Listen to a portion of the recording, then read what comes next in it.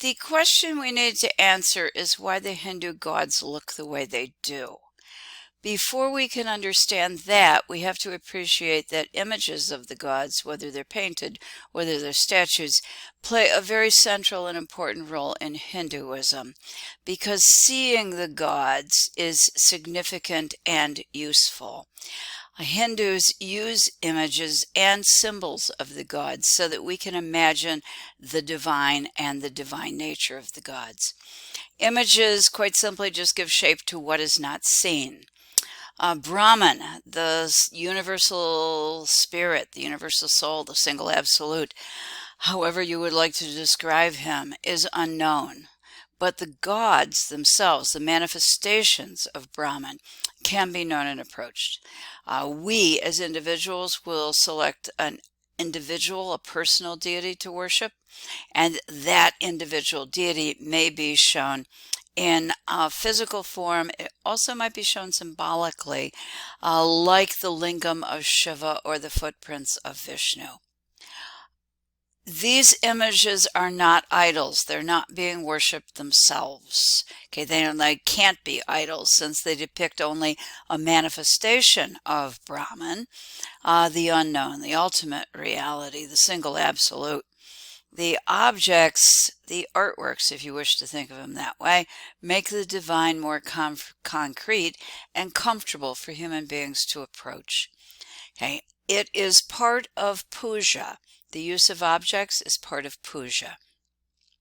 Puja is showing respect, reverence, paying devotion to the gods through prayers, through offerings, through rituals, through invocations. That could be song, it could be dance, it could also be a pilgrimage, such as we discussed in terms of the sacred mountain we just looked at. In puja, if you decide that what you would like to do is pay honor to the god Shiva, you would perhaps go to his temple. And in that temple, you would expect to find a depiction of Shiva. And that depiction would help you to connect with the god Shiva. It itself, the statue, is not Shiva, is not alive, and is not being worshipped. Okay, puja helps us to improve our karma. It gives us merit, essentially, that adds to, that fluffs up, that improves our karma. And if we improve our karma, that improves our ability to seek release from samsara. These are depictions of the triad of male Hindu deities, left to right.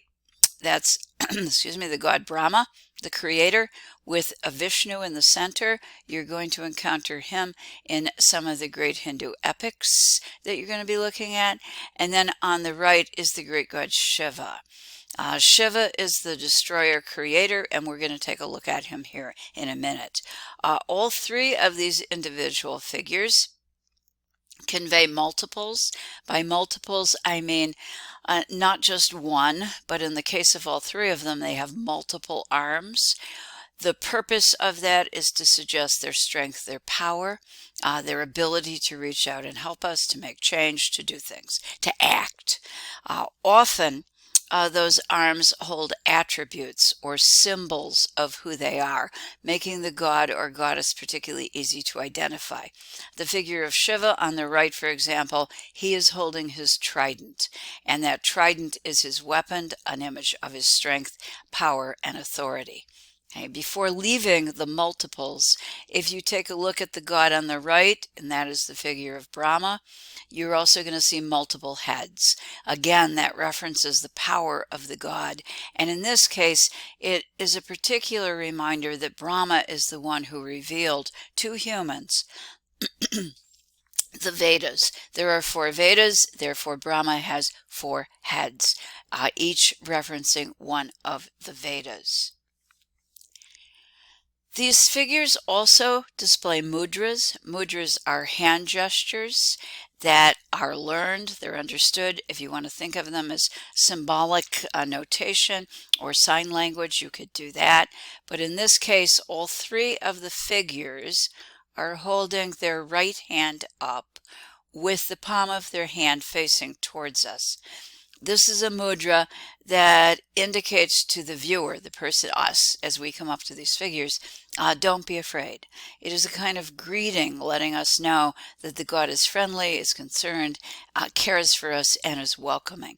So it is one of the most common of all mudras. It's also a mudra that's going to appear in Buddhism.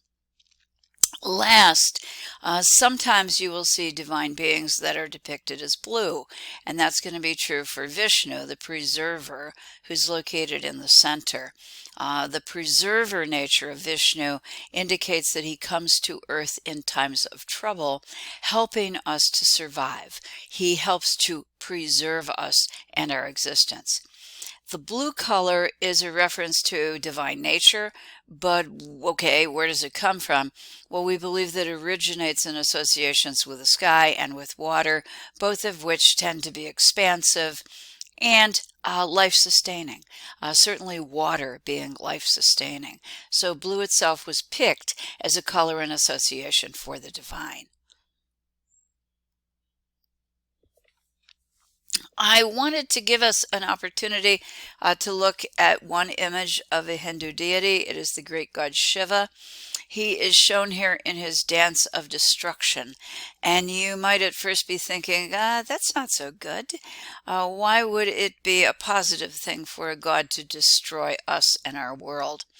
Well, Shiva will come along in times of need when the world has become corrupt and impure.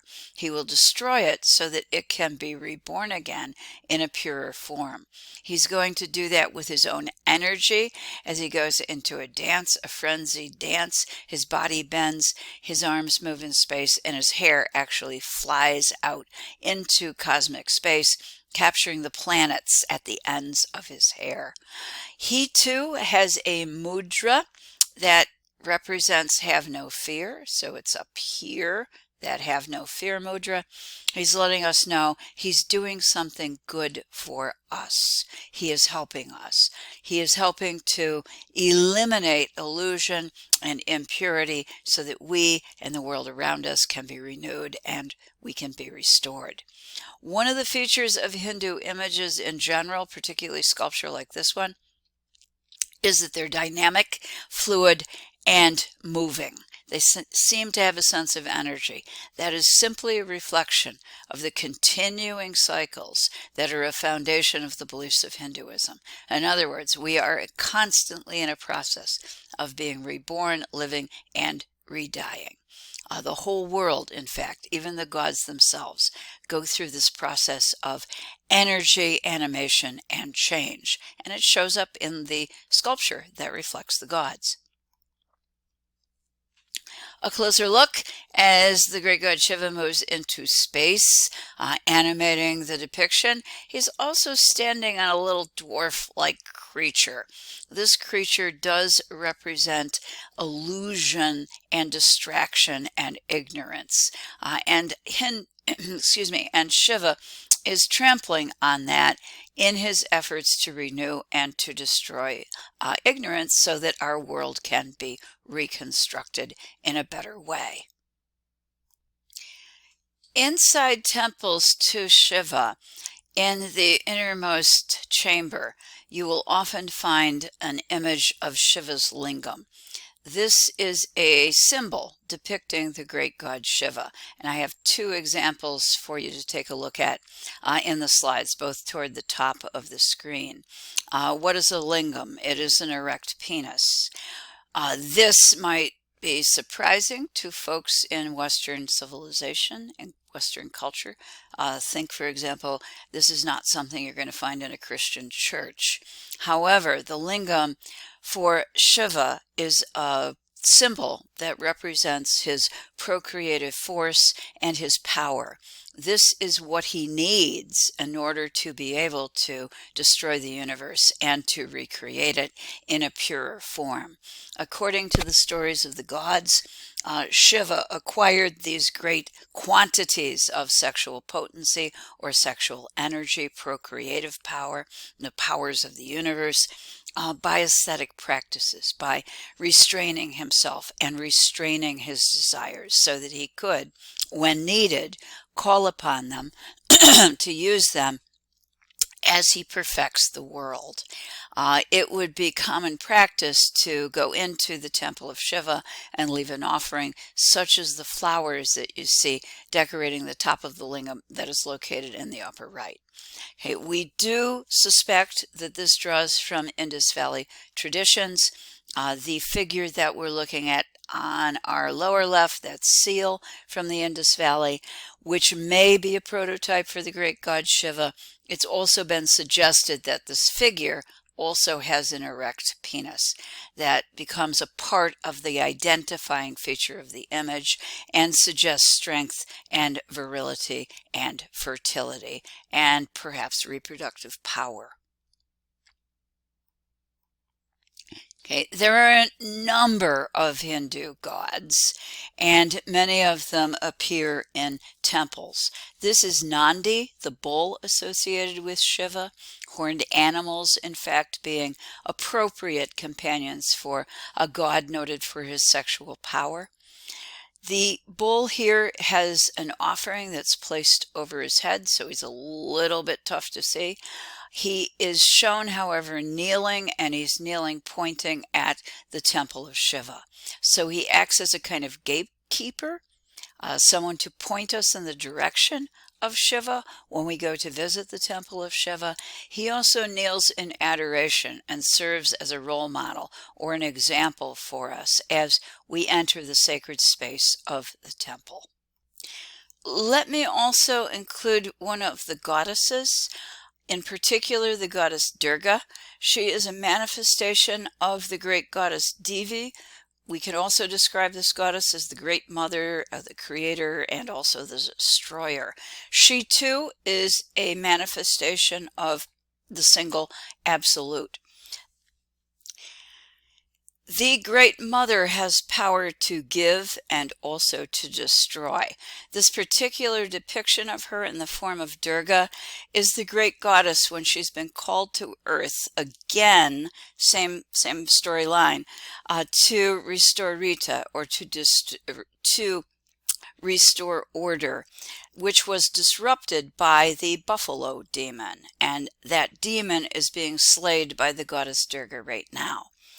Because the male gods had granted the buffalo demon a boon that no male god could kill him, when he went out of control, they had to summon the female goddess, in this case in the form of Durga.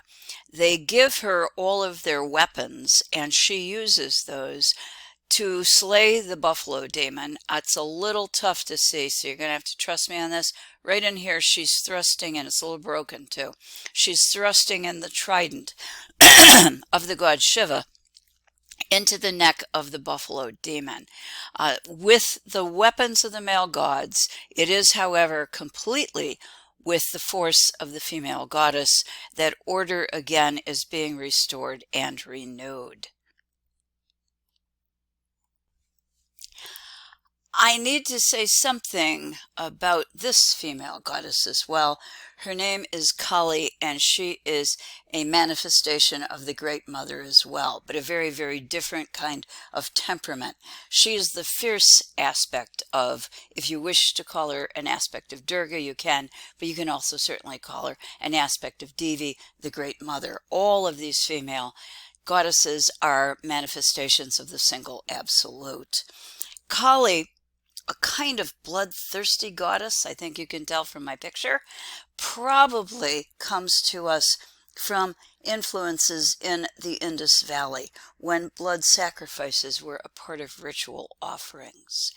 Her goal is to destroy what is corrupt, what is finite, what is illusion, much like Shiva. And sometimes the two are placed together, the goddess and the god. She is then doing something good for us, just as Shiva would be doing something good for us.